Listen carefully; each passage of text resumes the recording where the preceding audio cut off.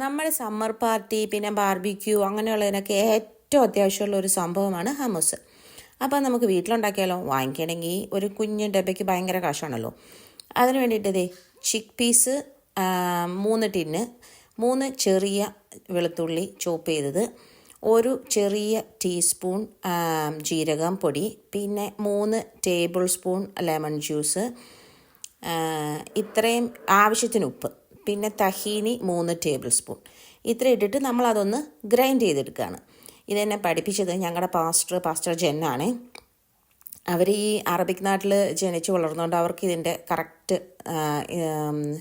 ഇൻഗ്രീഡിയൻസും correct ratio ഒക്കെ അറിയാവുന്നതുകൊണ്ട് അത് പഠിപ്പിച്ചത്.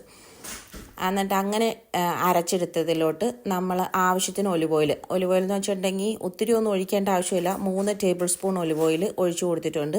ആവശ്യത്തിന് ക്യൂമിൻ സീഡും ഇട്ട് അതൊന്ന് ഗാർണിഷ് ചെയ്തെടുത്തിട്ടുണ്ട്. അപ്പം നമ്മുടെ ഹമ്മസ് ഇവിടെ റെഡിയാണ്. പാർട്ടി സെറ്റാക്കിക്കോ.